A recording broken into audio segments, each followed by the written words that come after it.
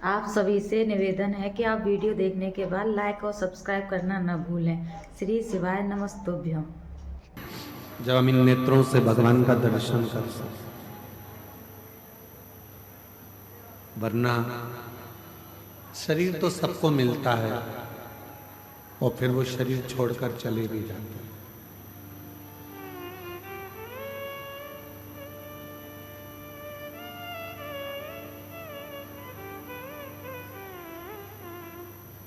कहते हैं कि शिव जी को जब हम भजते हैं, जब हम भगवान देवादिदेव महादेव का भजन करते हैं, कथा सुनते हैं या भगवान शंकर की भक्ति करते हैं, भगवान शंकर को एक लोटा जल हम समर्पित करते हैं या शिव का स्मरण करते हैं, तब भगवान देवादिदेव महादेव हमसे एक संबंध जोड़ लेते हैं और वो संबंध के बाद टूट जाएंगे। दुनिया के सारे संबंध मरने के बाद टूट जाएंगे और कुछ कुछ रिश्ते तो ऐसे होते हैं कि जीते जी भी लोग तोड़ लेते हैं। जरा सा किसी का काम नहीं हुआ, जरा सा किसी का आपने कार्य नहीं करा, हमारी रिश्तेदारी खत्म। हम नहीं मानते कि तुम हमारे मामा जी हो, तुम हमारे काका जी हो, तुम हमारी बुआ जी हो, तुम हमारे फूफा जी हो।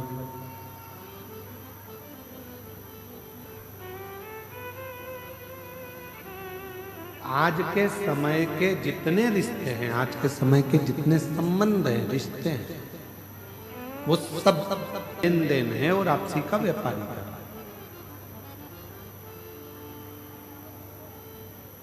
पर एक रिश्ता, एक संबंध होता है अपने बाप से, अपने पिता से। एक रिश्ता होता है अपनी माता से, संबंध होता है अपनी माता से, जिसमें कोई व्यापारीकरण नहीं है।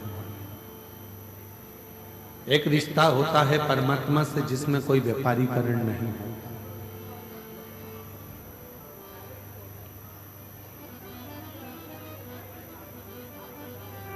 कहते हैं पानी जब बहुत उकलता है,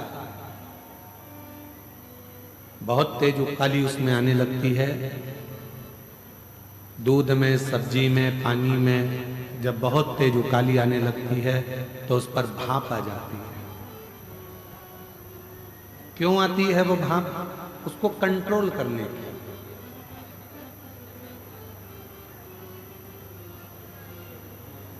पानी में उकाली आई तो भाप आ गई, सब्जी में उकाली आई तो भाप आ गई, दूध को आपने गर्म किया, उकाली आई तो भाप आ गई। भाप उकलता हुआ देखता है तो आ जाता है। उसी तरह एक हमारा जो बाप है, हमारा जो पिता है, वो भी जब हमें परेशानी में देखता है, कष्ट में देखता है, तो हमारा शिव भी हमारा पिता बनकर, हमारा बाप बनकर हमारे नजदीक है।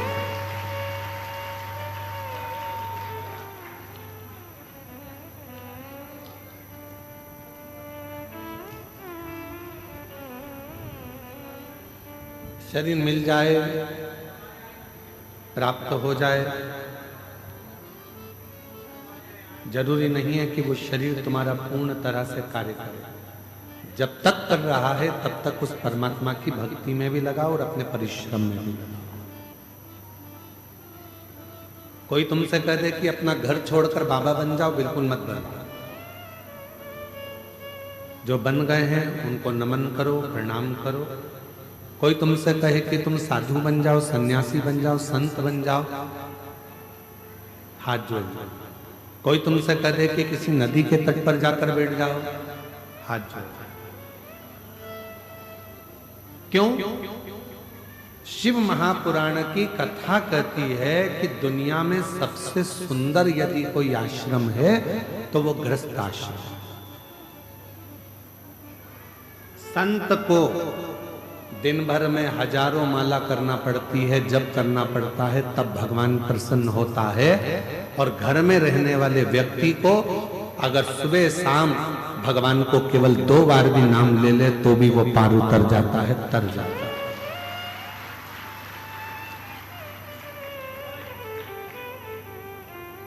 संत को तपस्या करना पड़ेगी, साधु को साधना करना पड़ेगी, पर एक गृहस्थी को, घर में रहने वाले व्यक्ति को ना उसे तप करना है, ना उसे साधना करना है, ना उसे कोई योग करना है, उसे तो केवल एक काम करना है, सारी समस्या का हल भगवती से।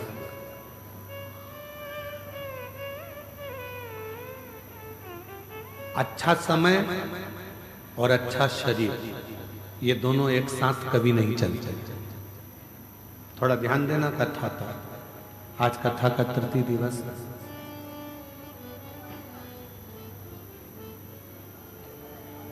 अच्छा समय और अच्छा शरीर कभी दोनों एक साथ नहीं चलेंगे। शरीर अच्छा रहेगा तो समय अच्छा नहीं रहेगा। जब समय अच्छा चलेगा तो शरीर ठीक नहीं चलेगा।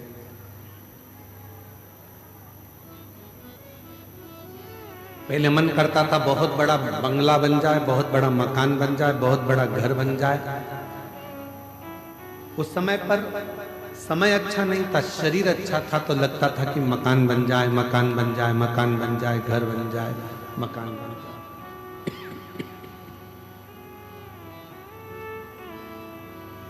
समय निकल गया, शरीर शिथिल हो गया, घुटने दुखने लगे, कमर दुखने लगी, हाथ पैर दुखने लगे। तब बच्चों ने मकान बनाया।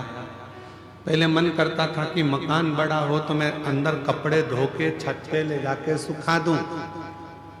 इतना बड़ा मेरा मकान हो, इतनी बड़ी मेरी छत हो, इतना बड़ा मेरा पूरा भवन हो कि मैं कहीं भी मेहमान आए तो ऊपर ले जाकर उनको बिठाऊं, ऊपर घूमूं, यहाँ घूमूं, वहां घूमूं। उस समय शरीर अच्छा था, समय अच्छा नहीं था।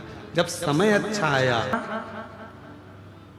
तो खाने के भी लाले पड़ जाते थे, व्यवस्था नहीं हो पाती थी, कुछ मिल पाता था, कुछ नहीं मिल पाता था। और अब समय अच्छा आ गया, बच्चे कमाने लगे, व्यापार व्यवसाय अच्छा चलने लगा, सब काम अच्छा हो गया, तो मालूम पड़ा थोड़ा बहुत भी खा लो तो मालूम पड़े पेट में तकलीफ हो जाती है, शरीर सही नहीं रह पाता।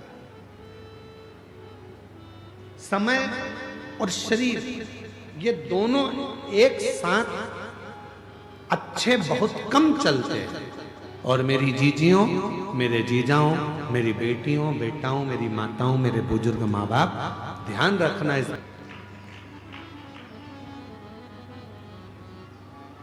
शरीर सही चल रहा है, दौड़ दौड़ के कथा में पहुंच जाओ। अपने दंतेवाड़ा क्षेत्र में पहली बार ये कथा शिव महापुराण की आई है। शरीर अच्छा है, परिवार वालों से कहो कि मुझे लेकर चलो, मुझे कथा में छोड़कर आओ। कहाँ हो रही है? गिदम में हो रही है, 25-50 किलोमीटर दूर है।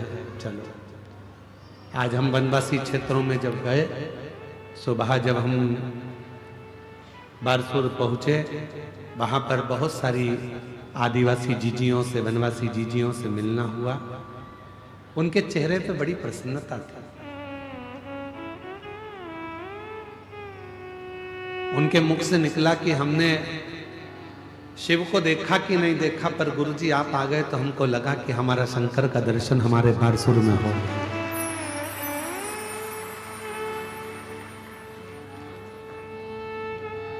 एक बहन अंदर आंख में आंसू भरकर रोने लगी, मंदिर के अंदर उसके आंसू गिर रहे।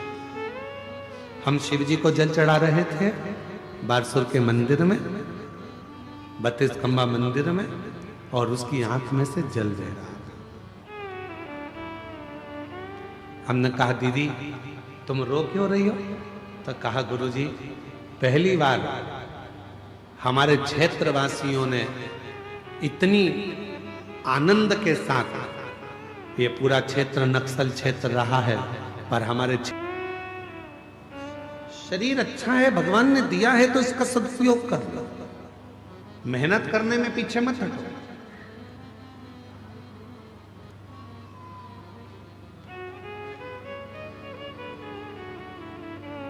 भगवान को पाने के लिए बहुत बड़ी तप की, बहुत बड़ी साधना की, बहुत बड़े उपास की, बहुत बड़े व्रत की भी जरूरत नहीं पड़ती।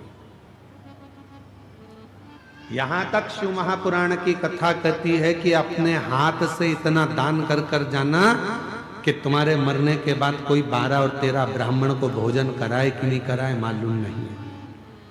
अपने खुद इतने व्रत कर कर जाना कि तुम्हारे मरने के बाद कोई एकादशी का व्रत करे कि नहीं करे। लोग मरने के बाद एकादशी दान देते हैं, इधर देते हैं कि नहीं देते वो हमको नहीं मालूम है। इधर छत्तीसगढ़ में इस साइड चलता है कि नहीं चलता, चलता है क्या? मरने के बाद बड़े बेटे ने 2-5 एकादशी दे दी, पोते ने दे दी, बहू ने दे दी, हमारे दादी चली गई, दादा चले गए, परदादा चले गए, उनको हमने इतनी एकादशी दी। फिर लोग मरने के बाद 2-5 एकादशी करते हैं। क्यों करो? किसी के एकादशी की तुमको जरूरत नहीं पड़ना चाहिए। अपन खुद अपने जीते जी एकादशी का व्रत कर लो, अपने जीते जी ब्राह्मण भोज करा लो, अपने जीते जी भगवत भजन कर लो, अपने जीते जी स्मरण कर लो। मरने के बाद कोई कराए कि ना कराए, अपने जीते जी अपन स्मरण करो। सीखो।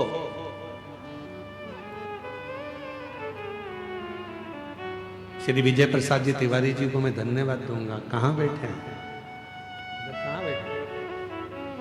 काहे नीचे बैठ गए? तुम्हारे पांव में तकलीफ हो रही थी, ऊपर बैठो। नहीं है तकलीफ? जरा इनको देखो, 82 है ना, 82। और कल इन्होंने 94 वाले से भी मिलवाया था हमको, और वो भी चल के आए थे। 81 जय हो। इतनी अवस्था होने के बाद भी इनके चेहरे की प्रसन्नता देखिए कि शिव महापुराण की कथा करवाकर इनके चेहरे पर कितना तेज आया है, कितना तेज। कोई थकान नहीं दिखती है। हमारे साथ सुबह बारसूर भी गए, दर्शन भी किया, घूमे भी। कल दंतेश्वरी माता के दर्शन करने गए, माननीय विधायक महोदय भी साथ में थे। श्री एकदम फिट, एकदम आनंद में। उसका कारण क्या है? उसका कारण केवल एक है कि उससे मिलने की आस, उस परमात्मा को पाने की आस और उस भगवान की भक्ति को धारण करने की आस हमको आनंदित कर देती है। उससे मिलन की आस। और मेरे भोले तेरा सहारा है, मेरे भोले तेरा सहारा है, मेरी नैया का तू किनारा, मेरी नैया का तू किनारा, मेरे बाबा तुझे पुकारा है, मेरे बाबा तुझे पुकारा है, मेरी नैया का तू किनारा, मेरी नैया का तू किनारा। एक शरीर के चलते चलते अपनी एकादशी करो, शरीर के चलते चलते दान करो, शरीर के चलते शरीर चले जब तक तीर्थ कर लो, कथा सुन लो, और तुम्हारी घर में चले तब तक दोनों हाथों से दान और धर्म कर लो, दोनों हाथों से पुण्य कर लो, सत्कर्म कर लो। जब तुम्हारे घर में नहीं चलेगी ना, 5 रुपए भी तुम अपनी किसी को दे नहीं पाओगे। यहाँ तक कि बेटी को भी अगर कुछ देना है तो 50 बार सोचना पड़ेगा, देऊंगी और कोई ने देख लिया तो।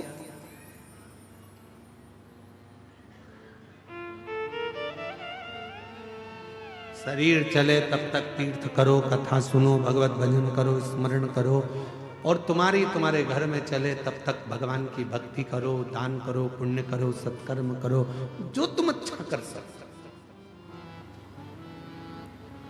फिर मौका नहीं मिला।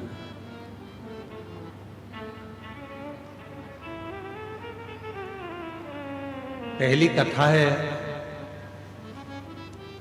हमारे जीवन की, जिस कथा में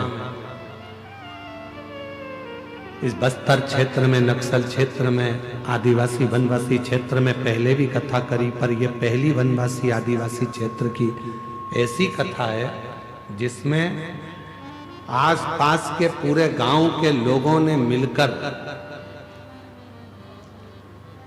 10 लाख खाने की पत्तल बनाई है, पत्ते की, भोजन करने के लिए।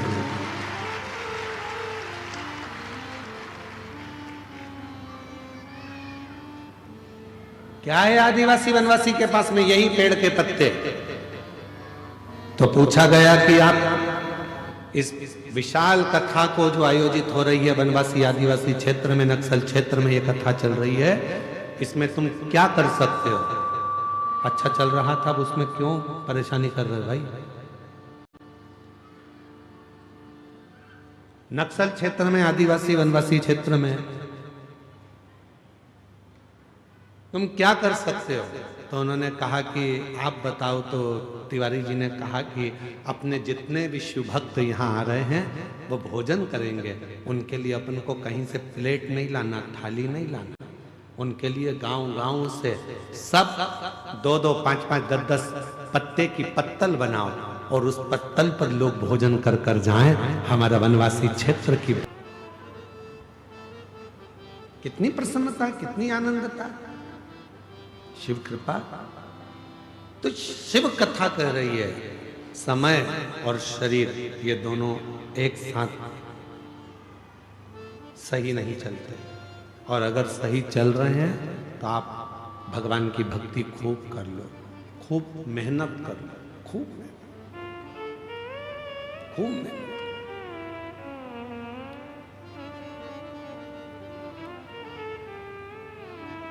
महाराज, ऐसा कोई संसार में जन्म नहीं लेता जिसकी जिंदगी में कोई दुख नहीं होता। सबके जीवन में तकलीफ है, सबके जीवन में दुख है, पर उस दुख को सिर पर लेकर चलोगे, तकलीफ को सिर पर बांध कर चलोगे तो जिंदगी को बहुत आगे तक जी नहीं सकते, जी नहीं पाओगे। कल एक माँ मिली थी, वो कह रही थी गुरुजी मेरा बेटा चले गया है। आज सवेरे हम जब बारसूर गए थे तो वहां एक बहन जी कह रही थी कि मेरे बेटे को ये तकलीफ भी है और साथ में मेरा पति भी नहीं है, बहुत दुख की जिंदगी है, बहुत दुख। हमने उस बहन से एक ही बात कही कि अगर तुम्हारा विश्वास पक्का है तो एक ना एक दिन तुम्हारा बेटा चलेगा जरूर, अगर विश्वास। एक पत्र आए,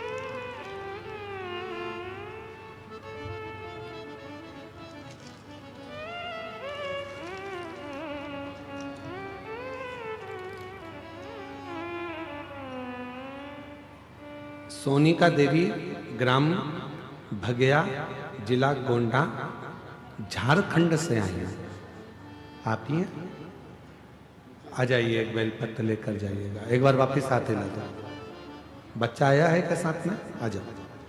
मैं सोनिका देवी, ग्राम भगैया, जिला गोंडा, झारखंड से आई हूँ। बाबा क्या वर्णन करूं, मेरा लड़का चल नहीं पाता था, ना बोल पाता था, इसके पांव भी नहीं चलते थे, इसे बोल भी नहीं सकता था। बचपन से ही इसको तकलीफ थी, जिसके कारण ना तो ये बोल सकता है ना चल सकता। जब ये बड़ा हो गया, अभी हमको कुछ सालों पहले मालूम पड़ा कि कथा आप करते हैं उसमें उपाय बताते। हमने उपाय करना प्रारंभ करा और सीहोर पहुंच गए। सीहोर की मिट्टी में इस बच्चे को हमने वहां पर रखा। रुद्राक्ष उत्सव में से रुद्राक्ष लिया, शिव जी का वो रुद्राक्ष लेकर जल में गला देते और इस शंकर को चढ़ाकर इसका पानी इस बच्चे को पिला देते। बेलपत्र चढ़ी हुई बच्चे को खिला देते। सालों हो गए थे, ना ये चलता था ना ये बोलता था। आज बाबा की कृपा से मैं नमन करने के लिए आई हूं कि मेरा बेटा अब बोलने भी लगा और चलने भी लगा और समझने भी लगा। उसको मैं सांस लेकर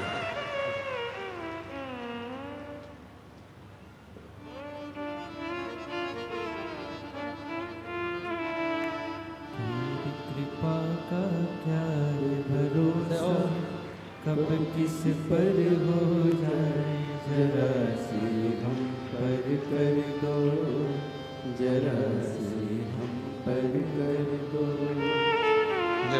तेरी कृपा का क्या है भरोसा, कब किस पर हो जाए, जरा सी हम पर कर दो, जरा सी हम पर कर दो।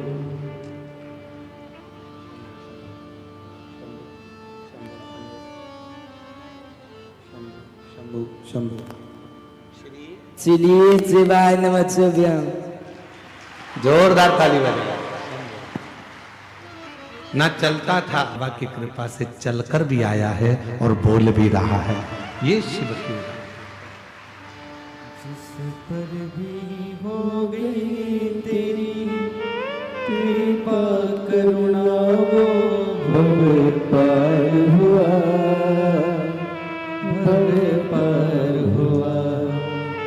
पापी हो चाहे, दीदी कह रही हैं, जब ये चलता नहीं था, बोलता नहीं था, तो लोग बहुत आड़ा टेढ़ा कहते थे, ताने देते थे, अपशब्द कहते थे। पर बाबा ने मेरे बेटे को चला भी दिया और बुला भी दिया। ये शिव कृपा, शंकर कृपा।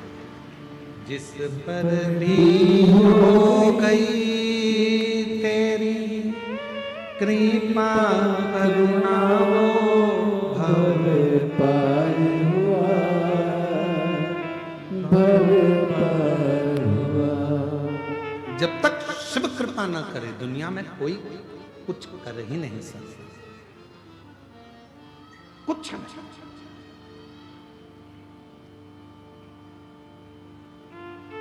ये उसी की उदारता, ये उसी की करुणा।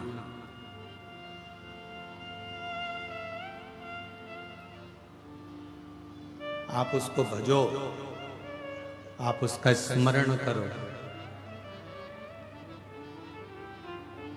कैसे नहीं देगा वो? क्या मानते हो भोलेनाथ जी को आप? बोलो बोलो जरा, सब गिदम वाले बोलो। पिता, बेटे और बाप का रिश्ता। एक सिर पर बोझ रखकर यदि तुम चलोगे, गुरुजी ये दुख है, ये दुख है, दुख है, तो आगे नहीं बढ़ पाओगे। जिस समय पर कुबरेश्वर बाबा की धरा पर सीहोर कुबरेश्वर धाम जिंदगी में जब भी पहुंचो, उस बाबा की धरा पर रहने का प्रयास करो।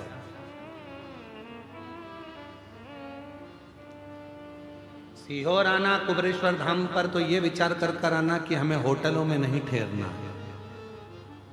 सीहोर आना कुबरेश्वर धाम पर तो ये विचार कर आना कि हमको किसी के घर में या किसी होटल में जाकर नहीं ठहरना है। गांव में बेटी आ जाए और मामा जी के यहाँ ठहरे या काका जी के यहाँ ठहरे तो बाप को अच्छा नहीं लगता। अगर कुबरेश्वर धाम सीहोर आओ तो किसी होटल में मत ठहरो। अगर ठहरना है तो अपने बाप के घर कुबरे भंडारी के दरवाजे पर आकर ठहरो। भले कमरा ना मिले तो कुबरेश्वर धाम पर गादी, ओढ़ने का कम्बल सब निःशुल्क मिलता है। ओढ़ो, वापस जमा कर दो। वहां कोई चीज का पैसा नहीं लगता। गादी भी बिछाओ, कम्बल भी ओढ़ो। यहाँ तक भोजन व्यवस्था निःशुल्क है। और अभी थोड़े दिन की बात है, वहाँ एक बहुत बड़ा टीन शेड बन रहा है।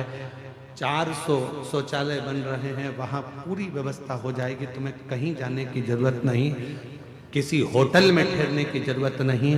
तुम बाप की बेटी हो, अपने पिता के घर में आई हो, तो उसी की यहाँ दरी बिछा कर सो जाओगी और वो करुणा कर दे। किसी होटल में ठहरने की जरूरत नहीं है। अगर आप कुबरेश्वर धाम आओ, आप तो केवल उस बाप के घर में आए हो तो बाप के यहाँ ठहरो। पिता के घर में जब ज्यादा लोग आ जाते हैं तो दरी बिछा के ही तो सोते हो अपने बाप के घर में। बोलो बोलो, ईमानदारी से बोलो। 4-5 बहन आ गई, जमाई आ गए, बच्चे आ गए, तो पिताजी क्या कहेंगे? बेटा ये गादी पड़ी है, दरी पड़ी है, बिछा लो, सब यहाँ लाइन से सो जाओ। बस बाप के आंगन में ऐसे ही सो लो। पर उस बाप के घर एक बहन ने पत्र लिखा है। उस पत्र में उस बहन ने लिखा कि मेरे भाई ने जिद कर दी कि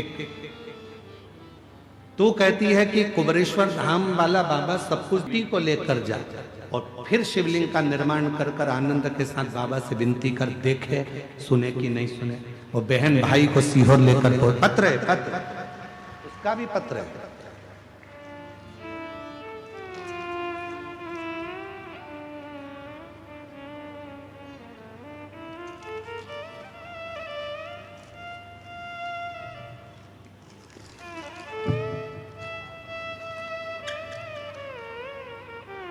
मेरा नाम नीतू चौहान है। मैं ग्राम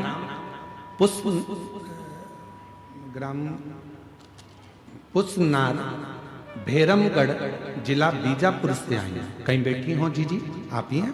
आ जाइए, एक बेलपत्र लेकर जाइए। मेरा नाम नीतू चौहान है। मैं ग्राम पुष्पनार भैरमगढ़ जिला बीजापुर से आई हूँ। आज मैं इस पत्र के माध्यम से बाबा के चमत्कार को बताना चाहती हूँ कि बाबा की कृपा से बड़े भैया श्री अरुण सिंह भदौरिया, जो कि 12वीं की परीक्षा किसी कारणवश नहीं दे पाए थे, और उन्होंने शर्त रख दी थी, क्या भोले बाबा मेरी सरकारी नौकरी लगा सकते हैं? मैंने बड़े भाई से कहा था कि यदि कुबरेश्वर धाम गए हो, शिव जी की पूजन करी है और एक पंडाल में बैठकर अगर कथा सुनी है और तुमने मांगा, वो देगा जरूर। मेरे भाई ने शर्त लगा ली। 2023 में मेरे भाई ने उसी समय पर एक कथा यहीं छत्तीसगढ़ में श्रवण करी, और बाबा की ऐसी कृपा हुई कि 2023 में कथा सुनकर आया, और 1 साल उदारता है। ये शंकर की करुणा है। आप कितनी मेहनत कर रहे हो, कितना परिश्रम कर रहे हो, और साथ में कितना विश्वास कर रहे हो, यह आपके ऊपर निर्भर करता है। आपके ऊपर निर्भर करता। मेरी जीजियों, दंतेवाड़ा क्षेत्र के मेरे बहन भाई, इस बात का याद रखना कि तुम्हारी दृष्टि में दुनिया के लोग कहते हैं ये शिव महापुराण की केवल कथा है, पर इसको कथा मत समझना। यहाँ बैठकर जब आप नेत्र बंद कर कर बाबा से कुछ मांगते हो, समझ लेना अपने बाप से बेटी बनकर, बेटा बनकर पुकारते हो, तो वो बाप अपना बच्चा समझकर तुम्हारी झोली में खुशियां जरूर डालता है, वो देता है। खाली न जाता कोई दर से तुम्हारे, खाली न जाता कोई दर से तुम्हारे, और मैं भी खड़ी हूँ नंदी बाहें पसारे, अपने हृदय से लगा लो, लगा लो, गिरा जा रहा हूँ, उठा लो, उठा लो, भोले अपने दर से अब तो न टालो, गिरी जा रही हूँ, उठा लो। एक विश्वास, ये शरीर चले, समय अच्छा चले, तो परमात्मा की भक्ति भी करो और परिश्रम भी करो, मेहनत करो।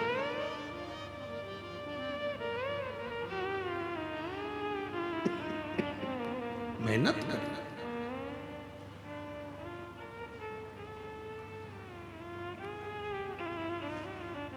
कल जो परसों एक लेटर भेजा गया था, उसमें प्रश्न था, तीसरे दिन की कथा, तीसरा प्रश्न,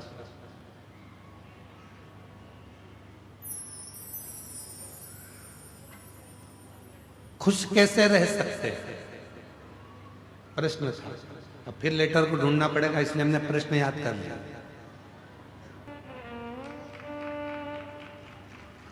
खुश रहने के लिए एक कथा अपनी जिंदगी में उतार लो कि एक लड़का एक गुरुजी के पास में पहुंचा और गुरुजी से बोला कि गुरुदेव खुश कैसे रह सकते हैं। गुरुजी ने कहा चल मैं तेरे को बता दूंगा खुश कैसे रह सकते हैं। ये मेरा पानी का जो हंडा है इसको तू थोड़ा सिर पे रख ले, अपने को थोड़ा काम कर कर आते हैं, फिर मैं बताऊंगा तेरे को। उसने सिर पर पानी का हंडा रख लिया, दोनों हाथों से पानी पकड़कर चलता रहा 2 किलोमीटर, 3 किलोमीटर, 4 किलोमीटर, 5 किलोमीटर चलता। अब उसके हाथ भी दुखे, सिर भी दुखे, चलते जा। कुछ कैसे 6 किलोमीटर चलने के बाद वो इतना थक गया, गुरुजी ने आखिरी में कहा बेटा अब तू इस पानी के मटके को नीचे रख दे। उसने पानी का मटका जैसे ही नीचे रखा, इतना आनंद में हो गया, इतना खुश हो गया। गुरुजी ने पूछा क्यों बेटा, खुशी मिली? हाँ गुरुजी, जब तक सिर पे था इतना वजन लग रहा था, हाथ भी दुख रहे थे, सिर भी दुख रहा था, चलते भी नहीं बन रहा था, अब एकदम आनंद में हो गया। गुरुजी ने कहा बस खुश रहने का सबसे सुंदर तरीका है जितने भी बोझ हैं उनको हटा दो। किसी ने क्या कहा, उधर जाने दो, उसने ऐसा मैसेज डाल दिया, उसने ऐसा कमेंट कर दिया, दिन भर बोझ बोझ बोझ बोझ बोझ बोझ, और इतना बोझ अपनी बुद्धि में इकट्ठा कर लिया कि हम खुशी से जिंदगी नहीं जी पा रहे। अगर सुख चाहिए तो बोझ हल्का करना प्रारंभ कर दो, सुख की जिंदगी प्रारंभ हो जाए। तीसरे प्रश्न का उत्तर है भार लेकर मत जियो। जिसने 18 प्रश्न लिखे हैं, 7 दिन में हमको उसका इंतजार है। जिसने 18 प्रश्न लिख के भेजे हैं, अगर वो 7 दिन में अगर आ जाए तो मिलने व्यासपीठ पर जरूर आना, उसको मेरे को माला पहनाना है।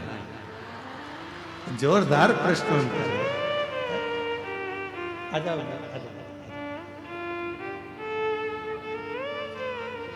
बेलपति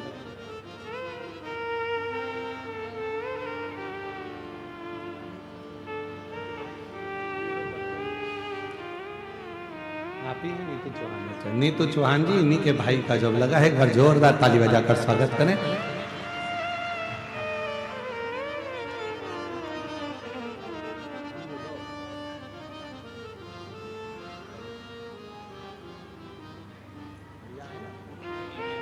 लगा है, ये भाई हैं, इन्हीं का ही जॉब लगा है। एक बार जोरदार ताली बजाकर साधुवाद करिए।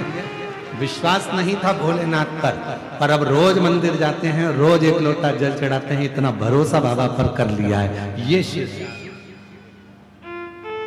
कह रहे हैं अब तो हम सीहोर भी नहीं छोड़ते हैं। बाबा की जब भी पुकार होती है, कावड़ यात्रा भरने के लिए बाबा के यहाँ पहुंच जाते हैं और बाबा कृपा करता है। ये उस पर भरोसा। खुश कैसे रहें? तीसरा प्रश्न था। बस खुश रहने का सबसे सुंदर तरीका है अपने भार को हल्का करो। भार को। मोबाइल किस किस के पास है? दिखाना नहीं, रख लो, बस हाथ उठा लो। कौन सी कंपनी का है उससे भी मतलब नहीं है, बस हाथ उठाओ। किस किस के पास मोबाइल है? हाँ रख लो, हाथ रख लो, ठीक है।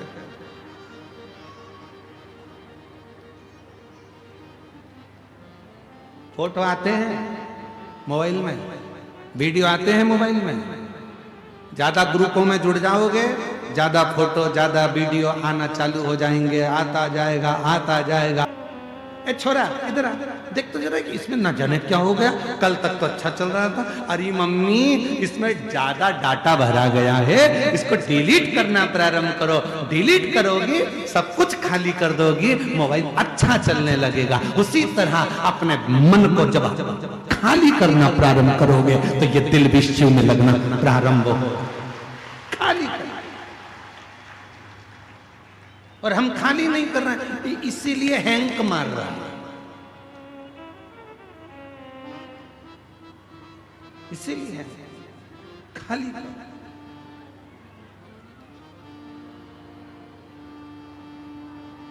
काम काम की चीज रखो जो तुम्हारे काम की है, बाकी का क्या रखा। कचरा इकट्ठा मत करो। इसने निंदा कर दी, उसने बुराई कर दी, इसने अपशब्द कह दिया, उसने ताना दे दिया, उसने आड़ा टेढ़ा कह दिया, उसने ये बोल दिया, उसने वो। दुख किसको नहीं है? संसार में अगर जन्म लिया है तो संसार में जब हम, और आप क्या, भगवान भी अगर इस संसार में जन्म लेते हैं तो उनको भी दुख का सामना करना पड़ता है। कर्म का भोग सबको भोगना पड़ता है। और हम पहले भी कहे, आज फिर कहते हैं, तुम्हारे घर के माता पिता से नहीं डरना, मत डरो। गुरु से नहीं डरना, मत डरो। संतों से नहीं डरना, मत डरो। तुम्हारे घर के बुजुर्गों से नहीं डरना, मत डरो। रिश्तेदार से नहीं डरना, मत डरो। नातेदार से नहीं डरना, मत डरो। मंत्री संतरी कलंतरी से नहीं डरना, मत डरो। किसी से नहीं डरना, मत डरो। परमात्मा से भी नहीं डरना, मत डरो। गुरुओं से नहीं डरना, मत डरो। धर्मशास्त्र से नहीं डरना, मत डरो। पर इतना याद रखना, अपने कर्म से जरूर डरना, क्योंकि कर्म का भुगतान तो भगवान को भी भोगना पड़ता है। कर्म का भोग तो परमात्मा को भी भोगना पड़ता है, उनको भी।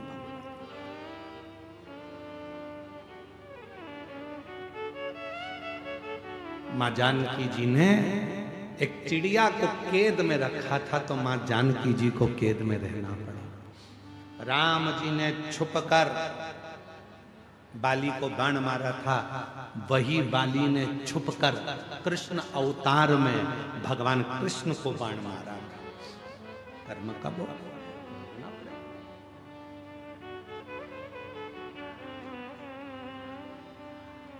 मत बुरे कर्म बच नहीं,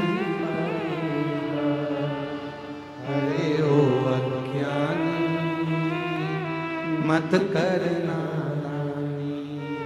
तेरे कर्म का फल भी तू ही पाएगा, जैसा किया तूने तेरे आगे आएगा। मत बुरे कर्म कर बंदे, वरना पछताएगा। भगवान की आंखों से तू बच नहीं पाएगा, तू बच नहीं पाएगा। किस समय?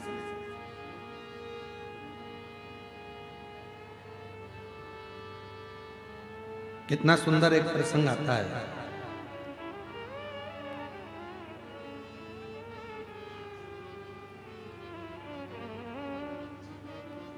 एक सेठ जी सबको पैसा उधार देते थे, सब।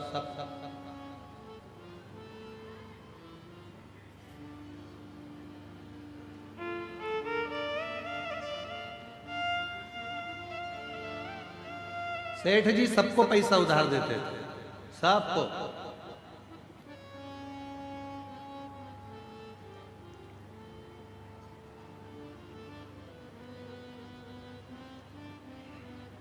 उनके बोर्ड पर लिखा था, हमारे यहां पैसा उधार मिलता है।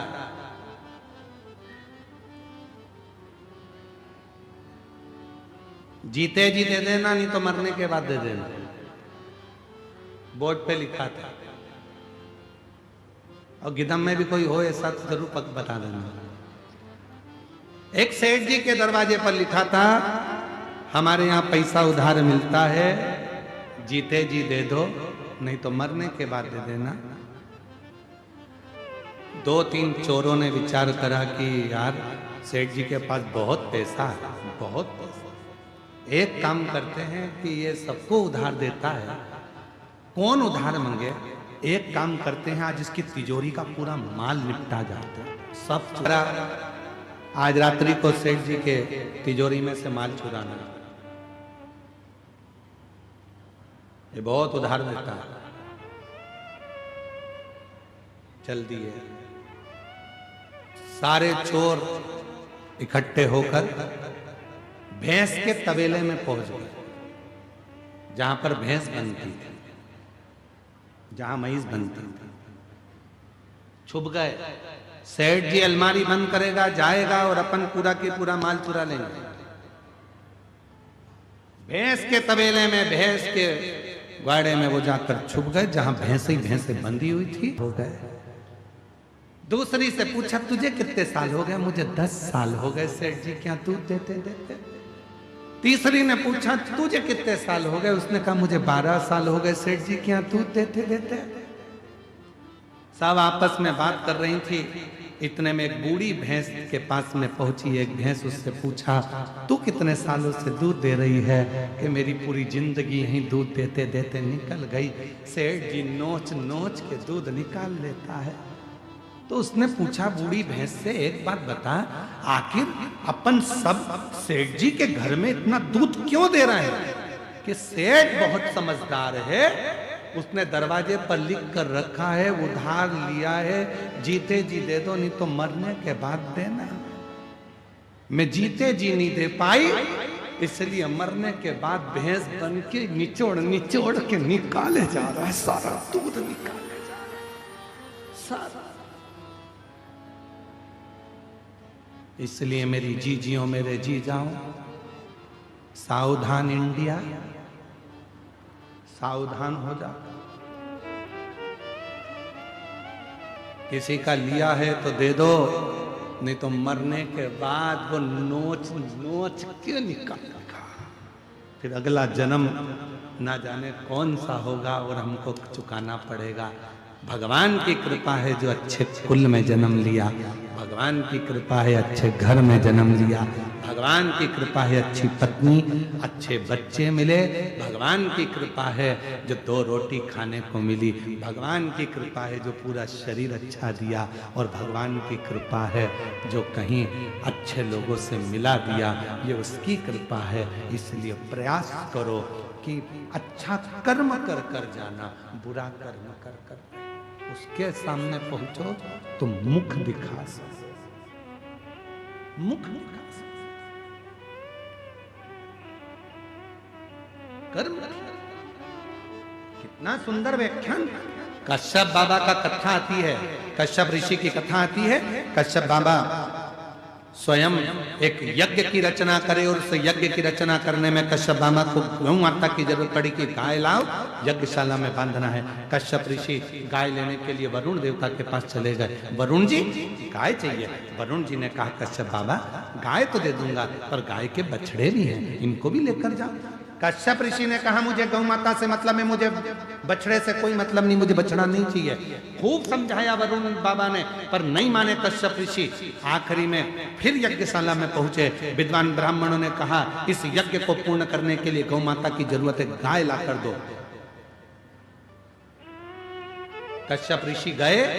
आधी रात को वरुण जी की गौशाला में जाकर गौ माता को खोल कर लेकर आ गए। उनके बछड़े रंभाने लगे, चिल्लाने लगे बछड़े। जब गौशाला में से बछड़े की आवाज आई, वरुण जी दौड़ कर गए। जाकर देखा बछड़े रो रहे थे।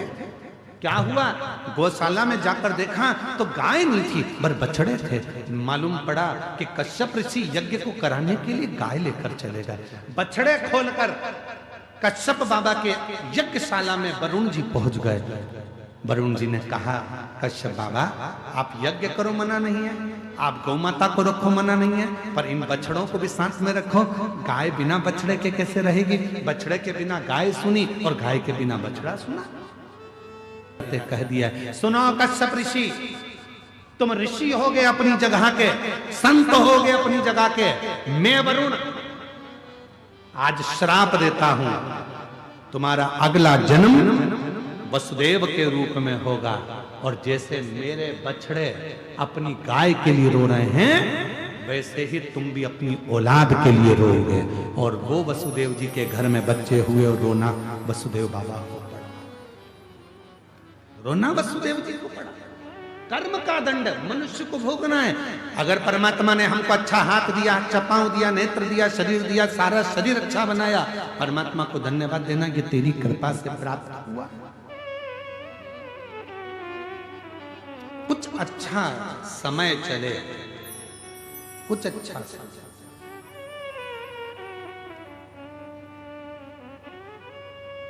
कल एक पत्र पढ़ा था इंजीनियर साहब का, कल वो आ नहीं पाए थे शायद, उनका आज एक पत्र वापिस आया।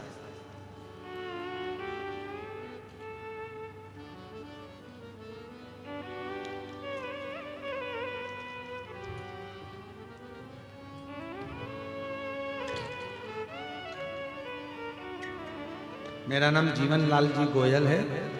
गुरुदेव, मैं क्षमा चाहता हूँ, कल आपने पत्र पढ़ा और मैं पहुंच नहीं पाया था क्योंकि मैं कार्य में लगा हुआ था। कहीं बैठे हैं? जीवन लाल जी गोयल आप ही हैं? ऐसा हाथ हिला दीजिए, आ जाइए, बेलपत्र लेकर जाइए। गुरुदेव, सरकारी नौकरी नहीं थी, किसी के कहने पर पहली कावड़ यात्रा करने के लिए सीहोर गया था। सावन के महीने की कावड़ करी, वापिस आ गया। बाबा की कृपा से ऐसी करुणा बाबा ने कर दी कि मेरी गरियाबाद छत्तीसगढ़ का हूं और बाबा की कृपा से आज मैं सिविल इंजीनियर के पद पर दंतेवाड़ा में पदस्थ हो गया हूं। मैं बाबा को धन्यवाद देने के लिए, ये शिव की उदारता और बाबा की ही कृपा से शिव ने साथ रखा। हर वर्ष कावड़ यात्रा में सीहोर जाता हूं और कावड़ भर कर आता हूं। जितनी बार कावड़ भर कर आता हूं, मेरा बाबा कुछ ना कुछ मुझे जरूर देता है, ये मैंने देखा। ये शिव तत्व है, ये शंकर की कथा। आप उस पर आश्रित कितने आश्रित, ये आपके ऊपर निर्भर कर। जो जैसी भावना, बोलो बोलो सब जीजियां बोलो, पीछे वाली भी, साइड वाली भी, आसपास वाले सब। जो जैसी वो वैसा ही फल, नहीं खाली उसे लौटाया वो मन ही मन और कर दिया माला माल काशी, लुटा दिया भंडार काशी। आप जिस भाव से बाबा को भजते हो, बाबा उसको स्वीकार करते। समय अच्छा चले, शरीर अच्छा चले, अच्छा करिए। जीवन में हम जैसा करेंगे वैसा हमको भोगना पड़ता है। परमात्मा की कृपा से शरीर मिला है तो परमात्मा में समर्पित हो। हम ये नहीं कहेंगे तुमसे कि तुम घर छोड़ो, परिवार छोड़ो, कुटुंब छोड़ो, नाते छोड़ो, रिश्ते छोड़ो, कुछ मत छोड़ो, पर अपने घर में रहकर मेहनत भी करो, संघर्ष भी करो और शिव की भक्ति भी करो। शिव भक्ति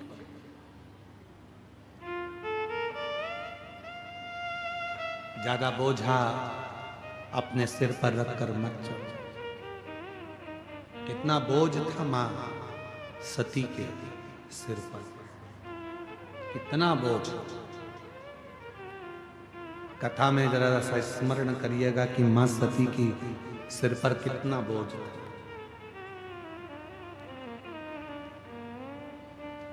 हल्का नहीं कर पाते हैं तो लोग फिर अपना शरीर त्याग देते हैं। कभी आपने विचार करा कि भगवान देवाधिदेव महादेव की धर्म पत्नी माता सती, दक्ष प्रजापति की बेटी मां सती,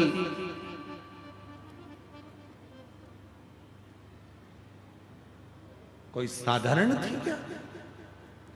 पर इतना डिप्रेशन में पहुंच गई मां सती, इतना टेंशन मां सती की जिंदगी में हो गया,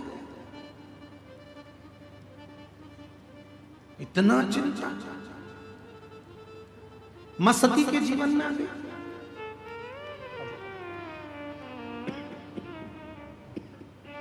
आइए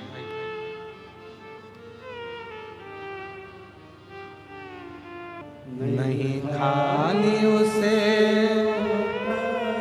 एक बार जोरदार ताली बजाओ। बाबा की कृपा से प्रत्येक वर्ष हर साल कावड़ भरने के लिए कुबेरेश्वर धाम जाते हैं। और जितनी बार जाते हैं उतनी बार बाबा से कुछ लेकर आते हैं। ये शिव। मां सती की जिंदगी में कितना कितना भार होगा, जरा विचार करिएगा। मां सती के जीवन में कितना कितना भार मस्तक पर चढ़ गया होगा, जो मां सती ने अपने प्राणों को त्याग दिया। मां सती ने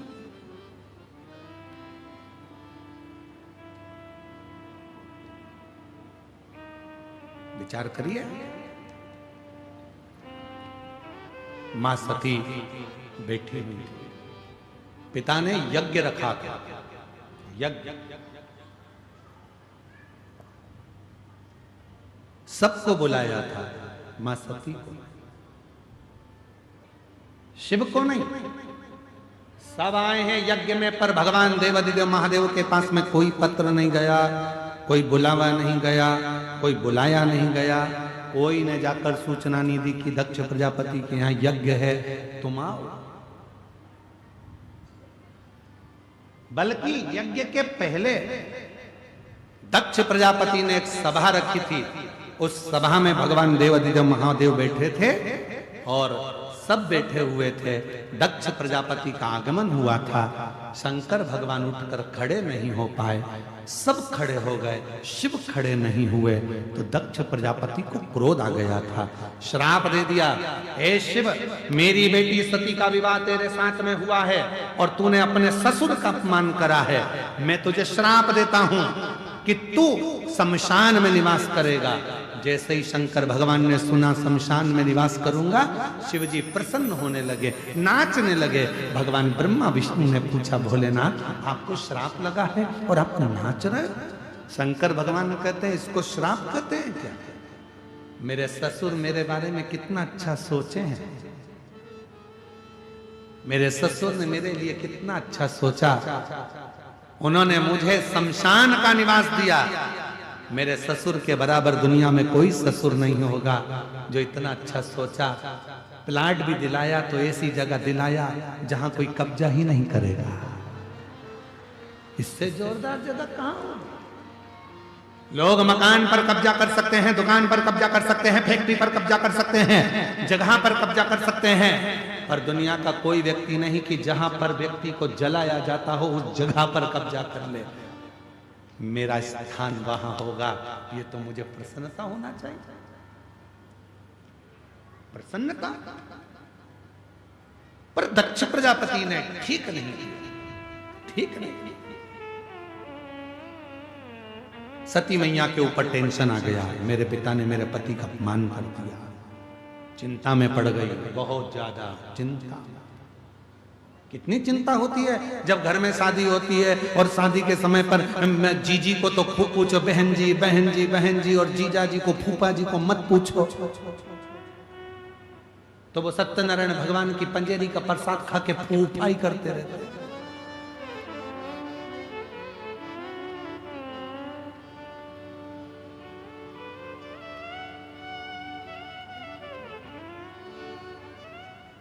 एक ही नाम है जो आज तक चेंज नहीं हुआ। जीजा जी जीजू हो गए, मामा मामू हो गए, चाचा चाचू हो गए। केवल एक ही है वो आज तक चेंज नहीं हुआ, फूफा। इनको किसी ने फूफू नहीं किया, बस एक ही चेंज नहीं, बाकी के सब चेंज हो गए। वो चेंज ही नहीं हो।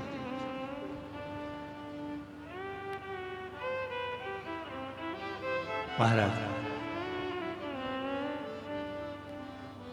शिव कथा कर रही है, भगवान शंकर का चरित्र कर रहा है, शिव पुराण कर रही है। सती मैया को थोड़ा भार बढ़ने लगा।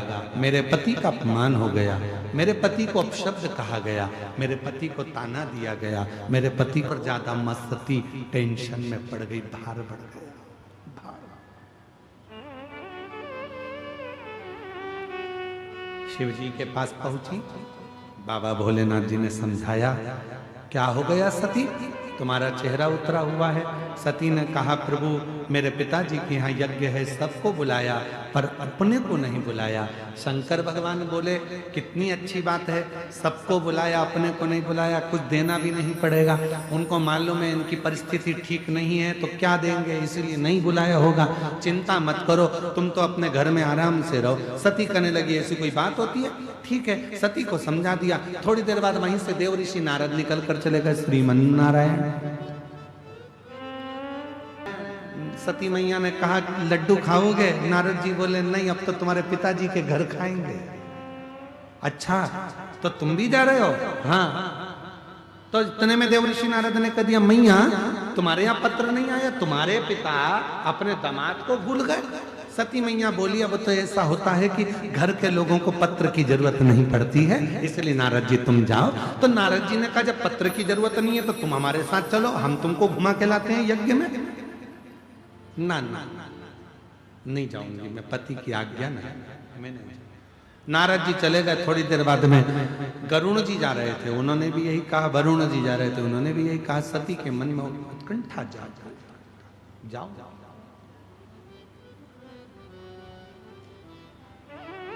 समझा रहे हैं शिव।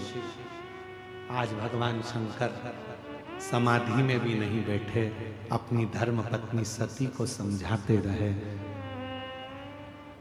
देखकर ललायित मत, ललायित मेरी जीजियों, दीपावली पर किसी के घर में भी मिलने जाओ पर उसके घर के पर्दे से और उसके घर के जेवर से मतलब मत रखो। दूसरे के यहाँ मिलने जाते हो दिवाली पर, उसके घर की पेंटिंग और उसके घर के पर्दे देख कर आती और घर में आके प्राण खाती हो। अपन को वैसे ही लाना है, वैसी चूड़ी बनवाना है, वैसी मंगलसूत्र बनवाना है, वैसी मंगलसूत्र लाना है, वैसी पायजेब लाना है, वैसी तगड़ी लाना है। दिन रात दिन रात दिन रात दिन रात कलेश। और आखिरी में पति दिला भी देता है जब एक दिन ऐसा आता है करवा चौथ का। इधर होती है करवा चौथ की नहीं होती है? अरे जम के तो बोलो, होती है। एक दिन ऐसा आता है करवा चौथ का कि पति बेचारा अब जिद कर रही है तो दिला भी देता है। ना जाने कहां कहां से कर्जा वर्जा कर कर गले में एक छोटा सा पेंडिल दिला देता है। पर जिस दिन वो करवा चौथ की पूजन करती है और वो अपने पति का चलनी में मुंह देखती है, ये तो पति को देखती है, पति उसके गले का मंगलसूत्र 50,000 का देखता है।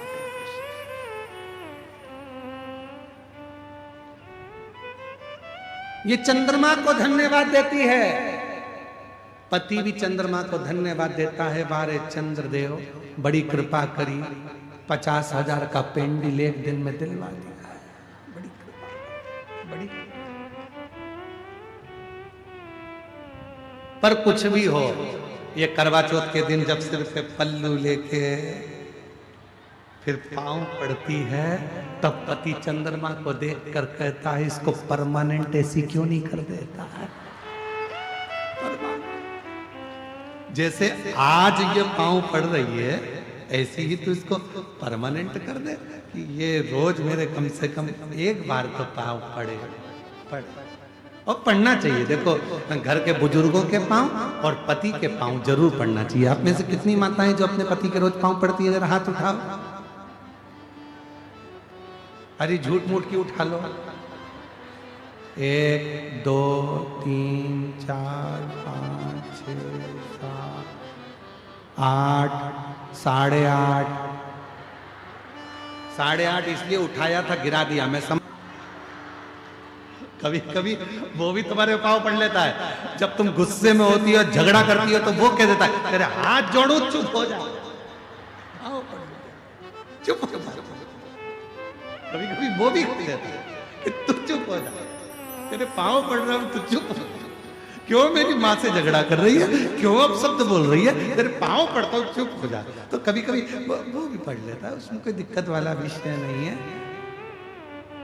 पर पढ़ना चाहिए रोज, चरण रोज पढ़ो भगवान अपने परमात्मा के, पति के और पिता को, माता पिता को, बुजुर्गों को नमन करना चाहिए। दीन बंधु दयालु दया कीजिए। कल से जो अपने पति को प्रणाम नहीं करे उसको उठा लीजिए। प्रणाम करो। रोज प्रणाम करने में जाता क्या है तुम्हारा? बोलो तो कर। हाँ ना। अच्छा मत बोलो, मुंडी हिला के बता दो तुम तो।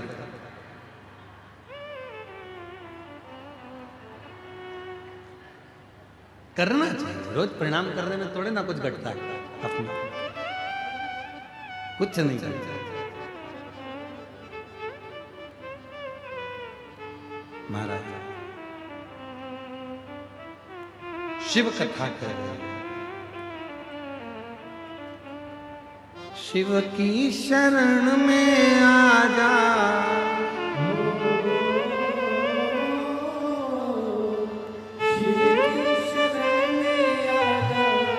भोले की शरण में,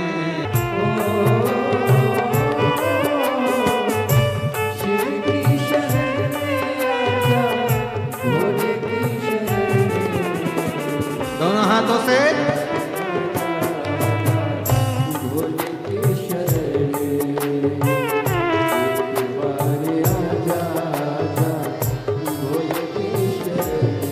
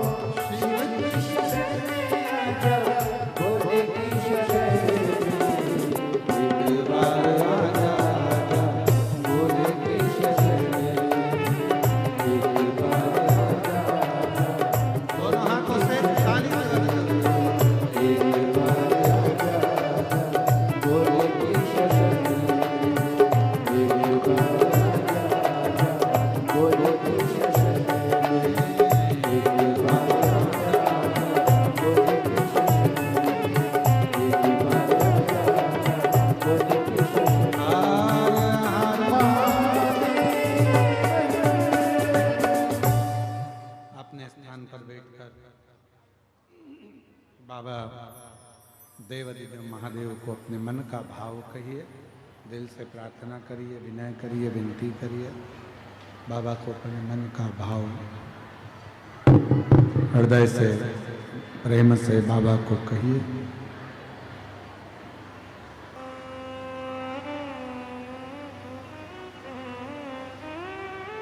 साथ में बोलिएगा, हृदय से भाव से निवेदन करिए।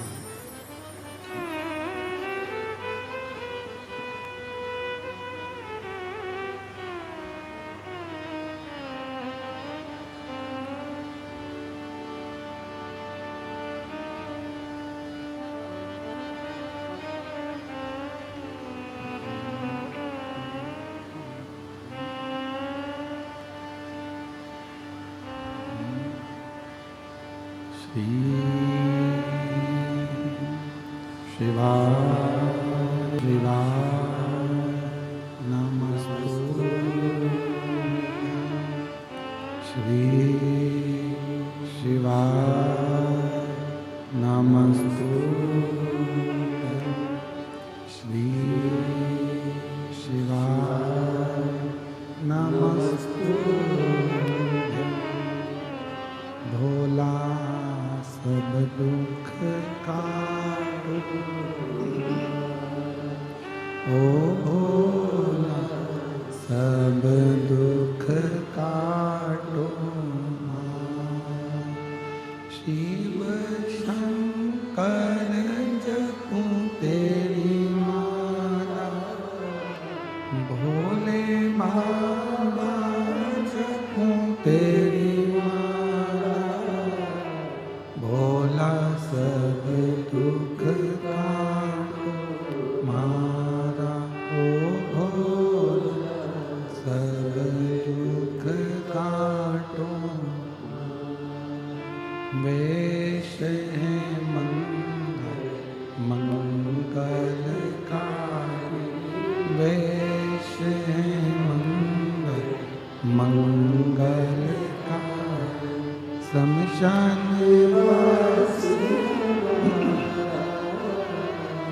शमशान ओ भोला सब दुख काटो, ओ भोला सब दुख काटो।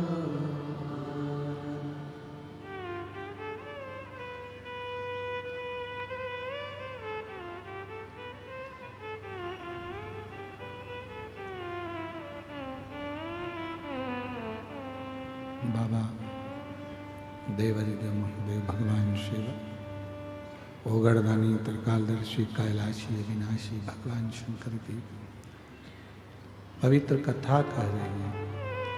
शिव महापुराण की कथा वर्णन कर रहे हैं। शिव तत्व कह रहा है। सती मैया ने सबकी सुनी, भार बढ़ता गया।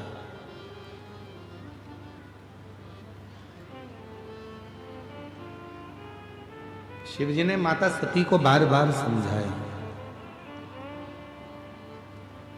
सती जरूरी नहीं है कि हमारे यहां पत्र आए और जरूरी नहीं है कि हम यज्ञ में जाएं। जरूरी ये है कि जो यज्ञ हो रहा है वो अच्छे से हो जाए।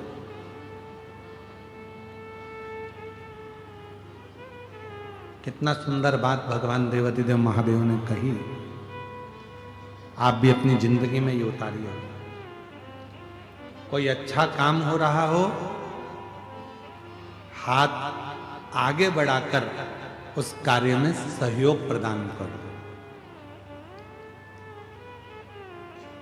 टांग मत अड़ाओ, हाथ थोड़ा सा आगे बढ़ाओ, जिससे हमारे क्षेत्र में, दंतेवाड़ा क्षेत्र में, गिदम में जो इतना दिव्य और भव्य जो आयोजन वो बड़े।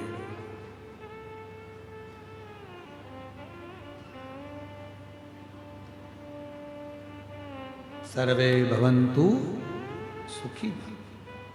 शिव कथा कह रही है। सती मैया को भगवान भोलेनाथ जी समझा रहे हैं, बारंबार समझा रहे हैं, बार बार उपदेश दे रहे हैं, पर सती मां समझने को तैयार नहीं। क्यों?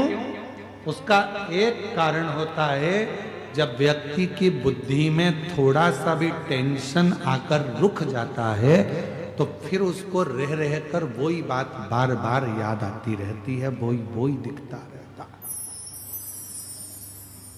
कि दर्पण कैसा होता है, उसके सामने जो आता है वो खड़ा होता है, वो दिखता है, और जैसे ही कोई हट गया दर्पण पूरा खाली हो जाता है।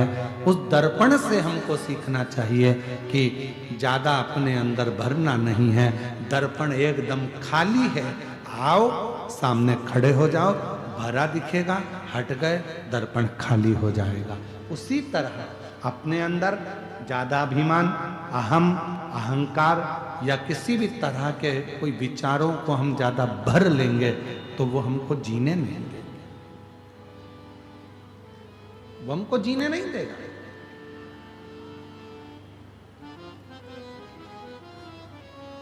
सही जीने के लिए, अपने जीवन को, अपनी जिंदगी को सही बनाने के लिए सबसे ज्यादा जरूरी है किसी भी बात को अपने भीतर ना रखना, उसको हटाते चले जाना, डिलीट करते चले, हटाते चले। और हम तो बाबा के भरोसे चलते हैं, हम तो बाबा के भरोसे चलते हैं, ये दुनिया वाले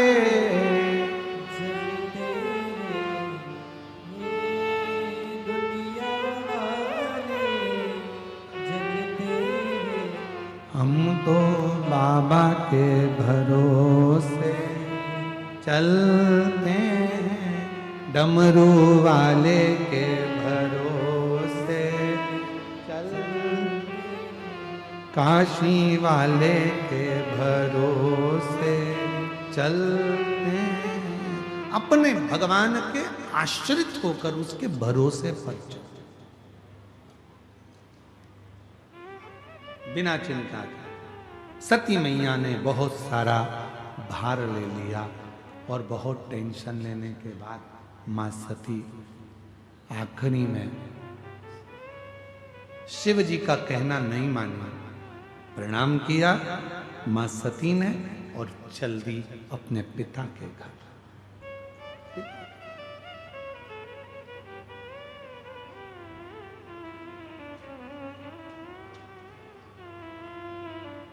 जो आवाज लगाई माता सती ने, पिताजी पिताजी, बाबुल। सामने खड़े थे दक्ष प्रजापति, पर सती को देखकर भी उन्होंने आदर के शब्द नहीं बोले,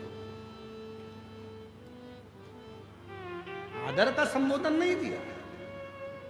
सामने खड़े थे माता सती के बहन, सामने खड़ी थी बहुत सारे बहनोई, माता सती के जितनी बहनें थीं, दामाद थे, सब ने सती को देखा पर किसी ने आदर नहीं दिया, सम्मान नहीं, सत्कार नहीं।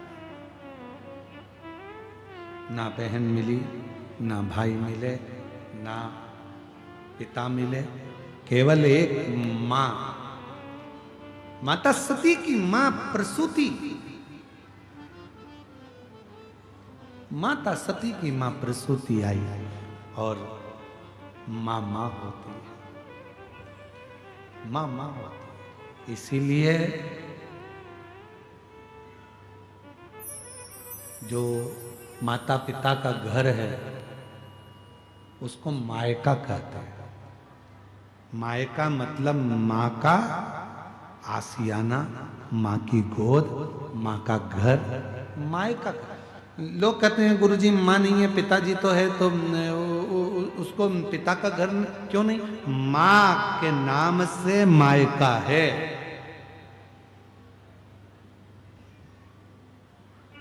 माँ है तो समझ लेना कि मायका भी है। और जिस दिन माँ चली जाती है, घर सूना हो जाता है, पूरा परिवार, तुम कितने भी बार मायके में आ जाओ, कितने भी बार आप कितने भी बार मायके आओ, कितने भी बार आओ।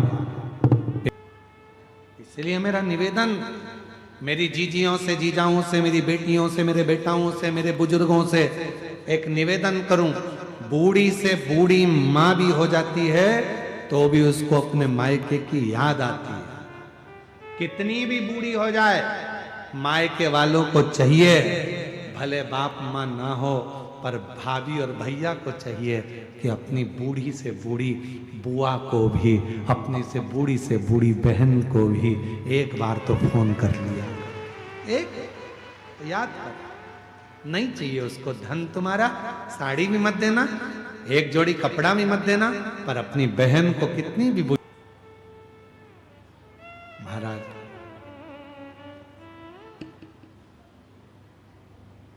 कितना सुंदर शिव पुराण की कथा में एक वर्णन आता है।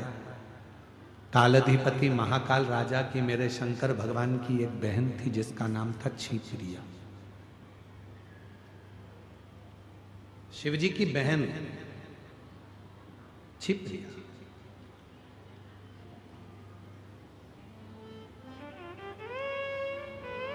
भगवान देवाधिदेव महादेव तो समाधि में लीन रहते थे, शंकर भगवान साधना में लीन रहते थे, पर जब जब कोई त्योहार आता था तब भगवान श्री गणेश जी महाराज, षडानंद कार्तिकेय जी महाराज, रिद्धि सिद्धि सब अपनी बुआ क्षिप्रिया से मिलने के लिए जाते थे। इसलिए आज भी उज्जैन में माँ क्षिप्रा के तट पर हर सिद्धि है, माँ क्षिप्रा के तट पर विनायक हैं, भगवान श्री गणेश जी हैं, माँ क्षिप्रा के तट पर काल भैरव हैं, माँ क्षिप्रा के तट पर सारे 33 कोटि देवता, 84 महादेव सब क्षिप्रा के तट पर विराजमान है। गणेश जी अपनी बुआ से मिलने के लिए जाते थे, भगवान शंकर जी की बहन क्षिप्रिया से मिलने के लिए जाते थे। एक नियम बनाओ, आप बुआ के घर नहीं जा सकते, आप बहन के घर नहीं जा सकते, तो कम से कम महीने में, 2 महीने में, 4 महीने में, 6 महीने में एक बार उसको याद कर लिया करो, बुआ जी कैसी हो? भले बूढ़ी हो गई, शरीर शिथिल हो गया, 60 साल, 70 साल, 80 साल की हो गई, पर तुम्हारा एक फोन उसको ऊर्जा दे देगा, उसको लगेगा मेरा मायके का कोई बेटा है जो मुझे याद, मेरे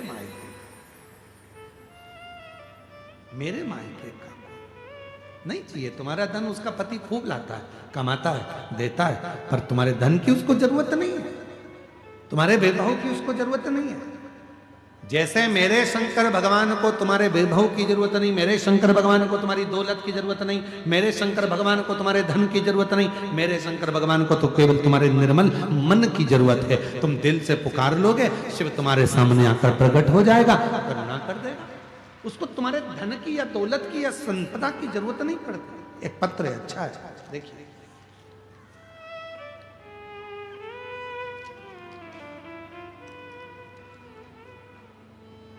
लीला ठाकुर पति मेघनाथ ठाकुर, सुकमा, जिला सुकमा, छत्तीसगढ़ की निवासी हूं। कहीं बैठी हो तो हाथ हिला सकती हैं।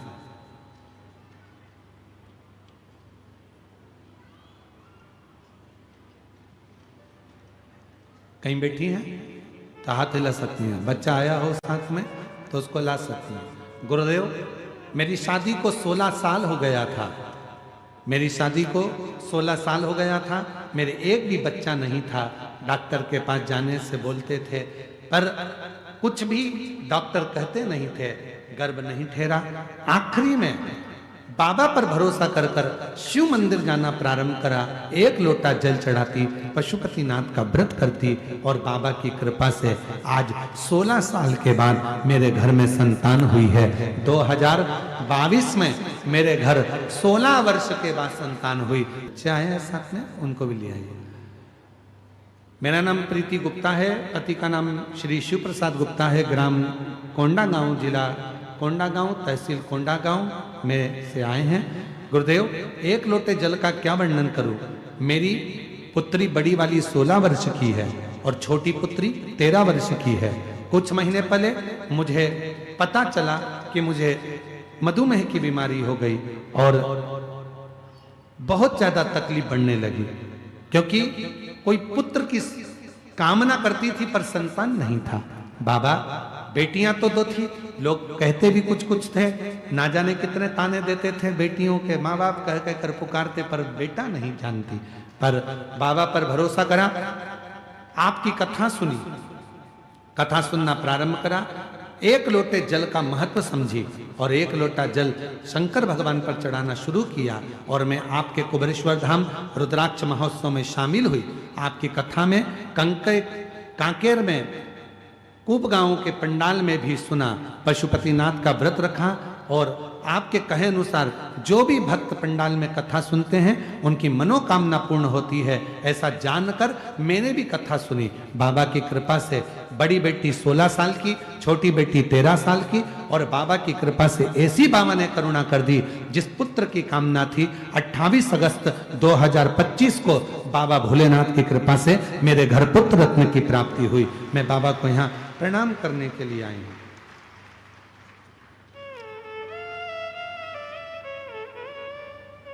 संतान नहीं थी, कहीं बैठे हैं, बच्चों को लेकर आ सकते हैं, हाथ हिला दीजिए एक बार। बच्चे आए हैं क्या? आए हैं? आए हैं तो लिया। सहयोगी है कोई साथ में? सहयोगी है? हाँ है, तो फिर दोनों को लिया, ठीक है। 8 साल मेरी शादी को हो गए थे, संतान नहीं थी। डॉक्टरों ने मना कर दिया था कि मैं मां नहीं बन सकती, पर मैंने बाबा की ऐसी कृपा, रायपुर इलाज करवाया। इलाज करवाने पर मालूम पड़ा कि शिव जी की कथा हो रही है। हम गुड़िहारी में चले गए, गुड़िहारी में बैठकर बाबा की कथा श्रवण करना प्रारंभ करा। पशुपतिनाथ का व्रत किया और बाबा की का व्रत किया, जिसके फलस्वरूप मेरे को जुड़वा 2 बच्चे हुए, एक बेटा और एक बेटी। बाबा ऐसी करुणा हुई, बाबा की कृपा से मेरे बच्चे भी स्वस्थ हैं। मैं बाबा को यहाँ प्रणाम करने के लिए आई हूँ। और तेरी कृपा का भरोसा कब किस पर हो जाए, जरा सी हम पर कर दो, जरा सी हम पर कर दो। जिस पर भी हो गई तेरी कृपा करुणा, वो भव पार हुआ, भव पार हुआ। पापी हो चाहे जितना, उसका भी बाबा उद्धार हुआ, उद्धार हुआ। गिद्ध अजामिल घंटिका जैसे तेरे मन को भाए, जरा सी हम पर कर दो, जरा सी हम पर कर दो। तेरी कृपा का 16 वर्ष के बाद हुआ है। एक बार जोरदार ताली बजाकर साधुवाद कर। हर हर महादेव, बोलो हर हर महादेव। प्रणाम करो बाबा को, प्रणाम करो, नमन करो बाबा को, प्रणाम करो। चल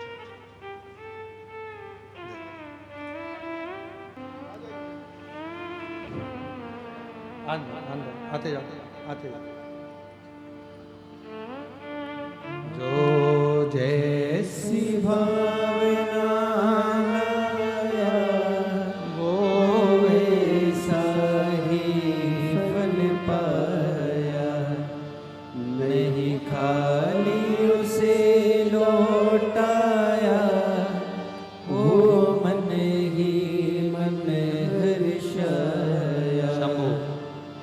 एक 16 वर्ष की बेटी, एक 13 वर्ष की बेटी।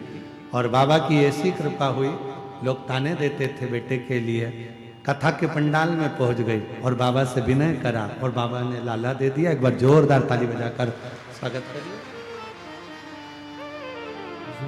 जैसी भावना लाया वो वैसा ही फल पाया, वही खाली उसे लौटाया, वो मन ही मन हर्षाया, और कर दिया मान काशी वाले ने, लुटा दिया भंडार काशी वाले ने। सती माँ पहुंच गई पिताजी के यहाँ। पिताजी मिलते नहीं, बहन मिलती नहीं, दामाद मिलते नहीं, भाई मिलते नहीं, केवल मिले तो केवल माँ मिली है, केवल।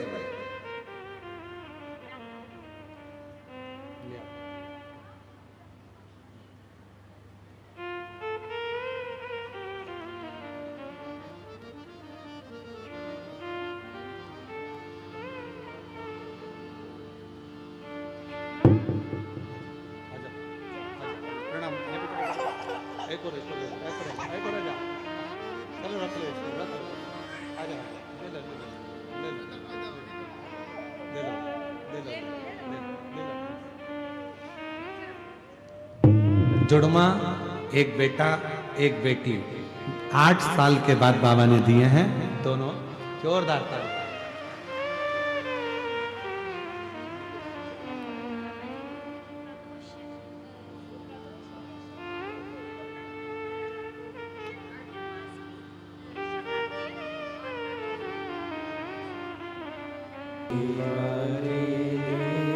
कर दिया माना मान काशी वाले।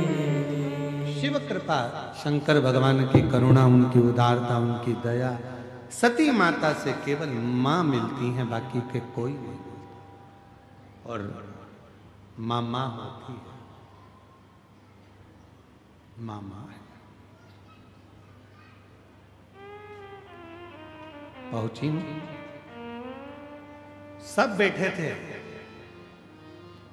सबका सिंहासन था, पर शिव जी के लिए ना कोई सिंहासन था, ना शंकर का कोई नाम था। क्रोध आ गया माता सती को, पिताजी आपने मेरे पति का अपमान करा, तुम्हारे दामाद है ना वो।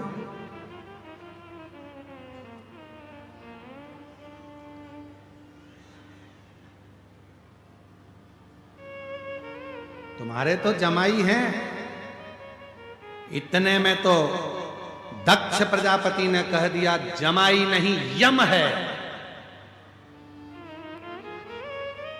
क्रोध आ गया मां, क्या करूंगी ऐसा शरीर रखकर जिसके पति को यम कहा जा रहा है। शिव का ध्यान करा माता सती ने, यज्ञ कुंड की अग्नि की ओर भागी मां सती और अपने प्राणों को त्याग दिया। हाहाकार मच गया,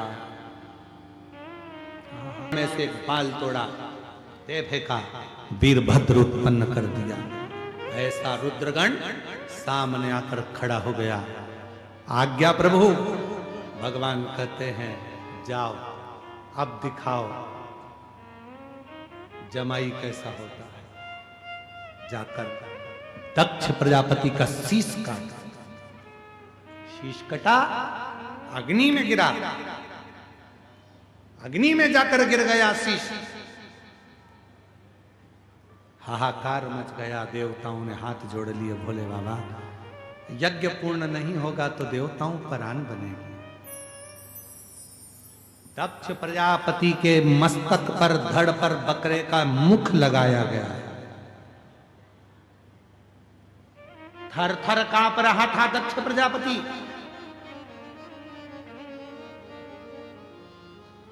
सामने जमाई के रूप में यम स्वयं नजर आ रहे थे। लग रहा था कि अब तो मृत्यु निश्चित है, निश्चित। इसलिए आज भी ससुर के प्राण छूटते हैं तो जमाई को सामने नहीं रखते। अब तुम्हारे इधर ऐसा होता हो तो बात दूसरी हो, पर अगर बहुत बुजुर्ग कोई व्यक्ति है और प्राण जा रहे हैं तो जमाई सामने नहीं आता।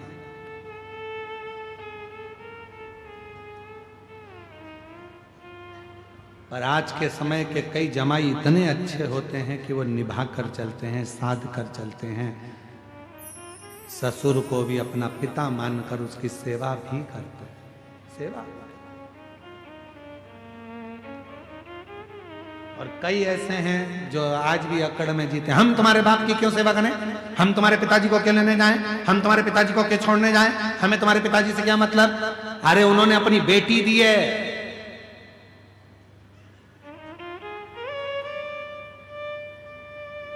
शिव महापुराण की कथा कहती है लड़की को लड़के के माता पिता का आदर करना चाहिए, और शिव पुराण की कथा कहती है लड़के को लड़की के माता पिता का आदर करना चाहिए।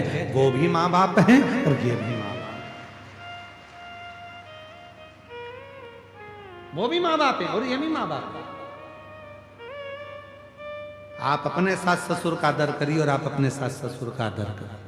आप इनका सत्कार करिए, वो उनका सत्कार बराबर का होता है तो माँ बाप वो भी ना, तुम्हारे पति के माँ बाप हैं तो माँ बाप वो भी तुम्हारी पत्नी के माँ बाप हैं, दोनों का बराबर आदर होना चाहिए, दोनों का सम्मान। लड़के को चाहिए कि वो लड़की के माँ बाप का करे और लड़की को चाहिए कि वो लड़के के माँ बाप का करे, आदर जो सम्मान। जब भी लड़की अपने लड़के के पति के माँ बाप से मिले तो चेहरे पर प्रसन्नता हो, और जब भी लड़का दामाद अपनी पत्नी के माँ बाप से मिले तो उसके चेहरे पर प्रसन्नता हो। भगोने जैसा मुंडा नहीं, भगोने जैसा। पर ना जाने कौन सी अकड़ रहती है, कुर्सी पर ऐसे बैठेंगे जैसे कि हम दामाद हैं तो हम काय को, जाओ जरा चाय लिया, और मन में सोचे थे जूता ला दे, चाय तुम्हें मालूम नहीं है हम दामाद हैं। अरे नमन हो, जैसे हमारी बहन नम्रता रखती है आपके घर में, वैसी नम्रता आप रखिए हमारे घर में, तो चलता है परिवार, नहीं तो कोई परिवार चलता। दोनों की नम्रता, दोनों की सरल, दोनों की सरल। बेटियों से निवेदन है वो भी लड़के के जो पति है तुम्हारा उसके माँ बाप का पूरा आदर करिए। जब भी सास ससुर से मिलो वो दो शब्द कह भी दें, ताना दे भी दें, तो भी तुम्हारे चेहरे की हंसी न खिलाओ। ज्यादा गुस्सा आए, बहुत तेज गुस्सा आ रहा है सास के ऊपर भी किसी के ऊपर भी, तो थोड़ी अदरक को ज्यादा कूट लो, ज्यादा पर चाय बना कर पिलाओ। और ज्यादा गुस्सा आए तो आलू के पराठे बनाओ, आटा भी अच्छी जमजम के उसनो गुस्से में, और आलू को भी मलो ऐसे लपक के कि पूरा गुस्सा उस आलू पे निकल जाए। तो आलू के पराठे खा लो, चाय बना के पी लो, पर अंदर गुस्सा मत रखो। फिर कितनी भी नाराजगी हो एक दूसरे से प्रेम करना प्रारंभ करो, प्यार इसमें करो, केवल मोबाइल पर नहीं। आई मिस यू, केवल मोबाइल पर नहीं। मिस यू की जगह लिखो आई विथ यू, तुम्हारे बिना रह नहीं सकती, तुम मेरे साथ हो। माँ, मम्मी तुमसे बात नहीं करती हूँ तो मेरी चाय नहीं पचती है, मम्मी तुमसे झगड़ा नहीं करती हूँ तो रोटी का मजा नहीं आता, इसलिए झगड़ लेती हूँ। आई विथ यू, मैं तुम्हारे बिना रह नहीं सकती। माँ तुम सास नहीं मेरी माँ हो। और दामाद से निवेदन है ससुराल में जाना तो उसको भी याद आए तुम्हारी कि मेरा दामाद नहीं मेरा बेटा आया है। आई विथ यू,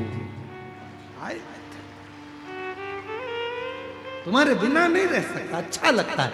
पापा तुमसे मिलता हूं ना अच्छा लगता है, मम्मी कभी कभी आता हूं ना अच्छा लगता है, अच्छा लगता है। अब मालूम पड़े सास इधर मुंह फुलाए, बहू उधर मुंह फुलाए, दोनों उधर वो अपने कमरे में बैठ के न्यूज़ चैनल देख रही हो और तुम इधर बैठ के कुमकुम भाग्य देख रहे हो।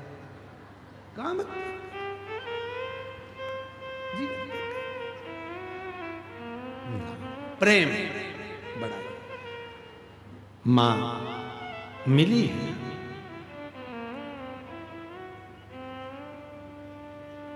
क्रोध वीरभद्र ने दक्ष प्रजापति का सिर कट गया, सती माता जलकर भस्म हो गई। शिवजी आए, देखा मां सती के शव को, शरीर को उठाया, अपने कंधे पर तांडव रचना प्रारंभ कर दिया भगवान शंकर ने। शिव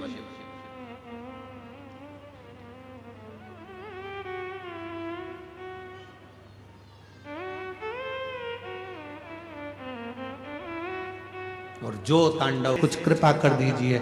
भगवान विष्णु बोले सामर्थ्य नहीं सती के शरीर को काटने की, क्योंकि शरीर सती के शरीर में शिव बसे हैं, उनके अंग 3.5 करोड़ रोम छिद्र मनुष्य के शरीर में हैं। ये 3.5 करोड़ रोम छिद्र में शंकर समाया है, इसको काटा नहीं जा सकता। कौन काटेगा? तो क्या सुदर्शन चक्र तो शिव जी का है ना, उसी से काट दो। शंकर के चक्र से ही सती के शरीर के टुकड़े किए, टुकड़े गिरते गिरते 52 शक्तिपीठ का निर्माण हुआ। उसी में से एक शक्तिपीठ जहां पर दंत गिरा, वो ये दंतेवाड़ा दंतेश्वरी माता का शक्तिपीठ।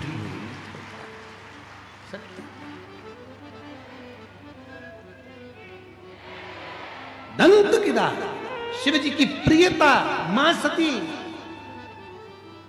आप इतनी संख्या में बैठे हो, अगर परिवार में कोई बुजुर्ग, रिश्तेदार में कोई बुजुर्ग मरा होगा और उसकी अगर राख समेटने के लिए गए होगे, तो पूछना उनसे उसमें सबसे खास चीज क्या उठाना पड़ती है।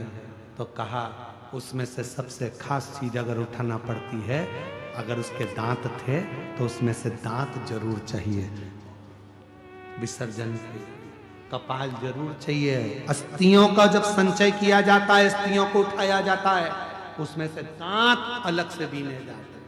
क्यों? वो प्रीता जाए तो पूरे जीव को मुक्त हो जाता है। उसी तरह 52 शक्तिपीठ में अगर कोई ना पहुंच पाए और जिंदगी में एक बार मां दंतेश्वरी का दर्शन कर ले तो पूरी शक्तिपीठ का फल प्राप्त हो। वो मां दंतेश्वरी है जो दंत के रूप में विराजमान, दंत ना जाने कितनों का काल हर लेती है, ना जाने कितनों का दुख हर लेती है, ना जाने कितनों का कष्ट हर लेती है। और जब उसका मन पड़ता है तो मंदिर से निकलकर भक्तों के बीच में नृत्य भी कर लेती है। वो दंतेश्वरी, वो दंतेश्वरी।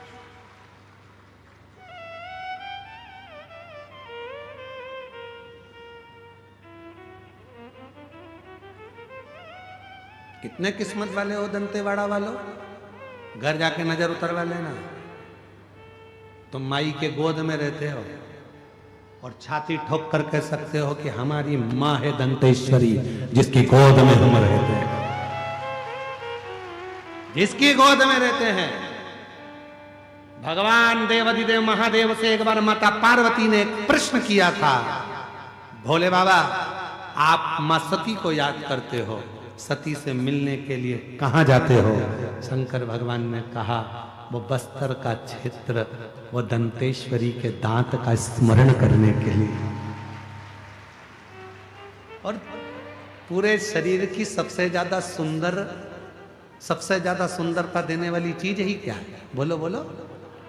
ये तुम्हारे दांत जब निपट जाएं पूरे की पूरे, पापड़ को भी जब तुम चूर के खाओ, तब तुम्हारे मुंह को कौन देखे? कौन देखे? ना मुख में दांत है, ना शरीर में हाथ है। क्या मतलब का? एक स्माइल ना जाने कितनों की नींद उड़ा देती है। एक स्माइल प्रैक्टिकल करके देखना। यहां से जाते जाते कोई खड़ा हो तो एक बार हंस के चलिए जाओ, वो 4 दिन तक सोएगा नहीं। क्यों हंसी थी? क्यों हंसा? कारण क्या है? नींद में भी सोच रहे। पत्नी कोनी मारकर पूछ रही क्या बात है, नींद नहीं आ रही? कथा में गया था, एक हंस दिया था। क्यों हंसा था आज तक नहीं मालूम पड़ा। अब उसको समझाओ कि वो सीहोर वाले महाराज ने प्रैक्टिकल करने का बोला था, इसलिए मां है बहुत अनवेश। टुकड़े टुकड़े हुए शरीर के 52 शक्तिपीठ का निर्माण हुआ। शंकर भगवान बिलक पड़े, सती के भस्म को शरीर पर धारण कर लिया, समाधि में लीन हो गए। जो सती माता जलकर भस्म हुई थी वो हिमालय राज के घर में पार्वती के नाम से प्रकट हो गई। मां पार्वती।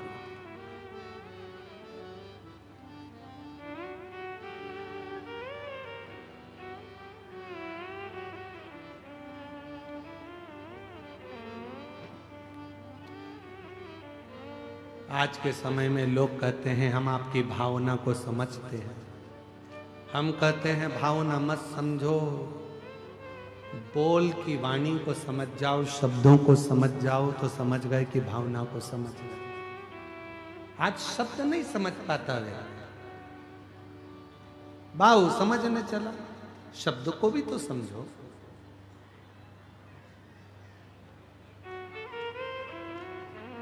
और जब हृदय से शब्दों के को जाना जाए तो भाव अपने आप भीतर से प्रकट हो जाए।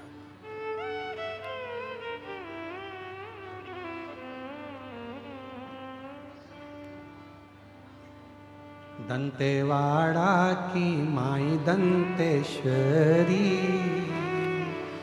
दंतेवाड़ा की माई दंतेश्वरी, हम पर कृपा कर दो ना माई, हम पे कृपा करो ना माई।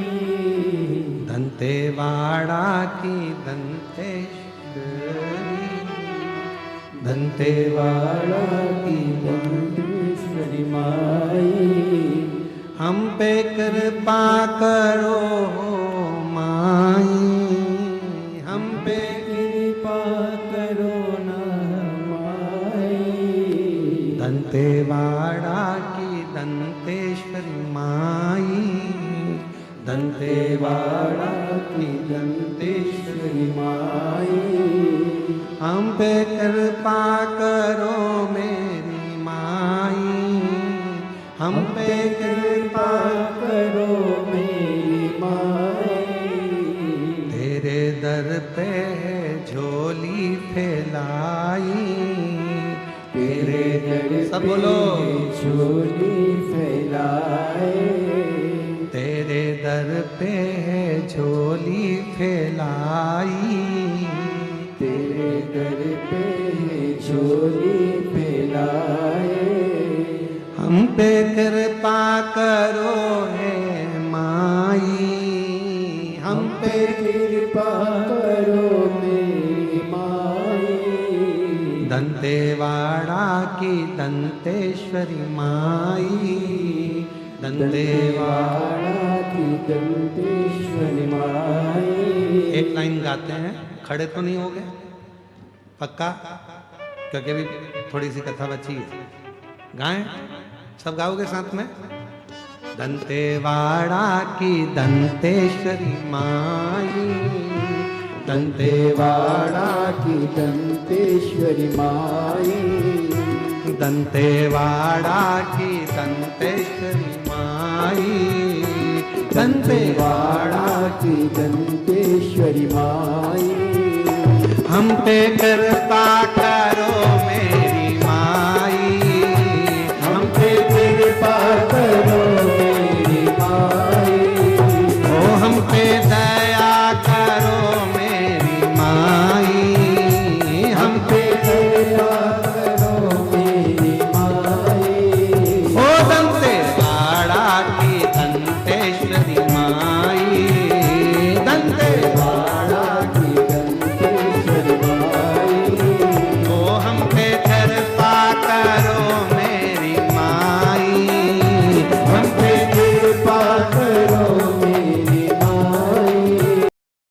सभी से निवेदन है कि आप वीडियो देखने के बाद लाइक और सब्सक्राइब करना न भूलें। श्री शिवाय नमस्तुभ्यम।